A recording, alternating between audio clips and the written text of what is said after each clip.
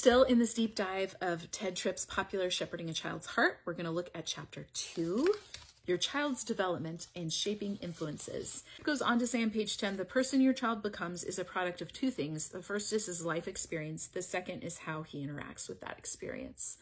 That is a worldview statement. And he goes on to explain that these are the shaping influences, things like birth order, having a two-parent family, the elements of family culture like parental values, family roles, views of conflict, response to failure, family history. So many of these things, it's not only what is being said, but what it's displacing. So maybe there's not other considerations that he's kind of just in a really summary way presenting these things. And this is all we get of child development.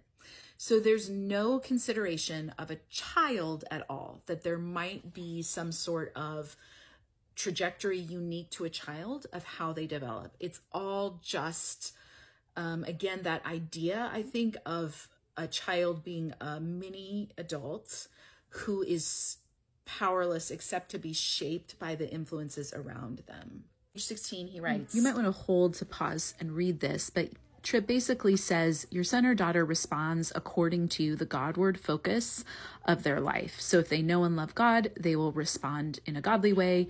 If they don't, if they're trying to satisfy their soul's thirst by cisterns that cannot hold water, they may rebel. So the child's heart is going to determine how they respond to parenting. He, on the bottom of the page, gives an example of a 15-year-old who's rebelling and saying the parents failed to see him as a boy choosing to sin. He writes, they had not been perfect parents. It was true. Their son, however, had not been a good son. I think we're really left with a kind of simplistic view here that raises more theological questions about conversion, because is the idea that only Christian children can respond rightly? Can God call anyone? Does regeneration need to happen first? What about people who are not regenerate, who are not Christians, but still act in selfless ways or act in loving ways or are responsible citizens? That Tripp's primary parental goal is possibly to create Christians, or certainly to create people who live according to his understanding of Christianity, which would be not idolatrous, not sinful. He has not defined for us what it means to be a Christian.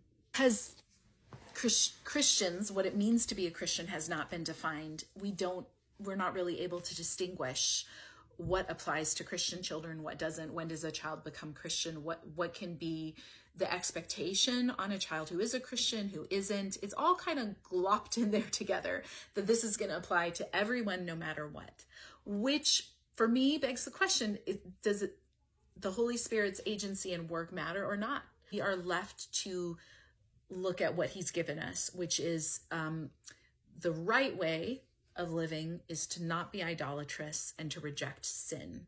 And this is primarily done by identifying sinful behavior and putting it aside. That is going to be the individual doing that work while giving praise to God for that.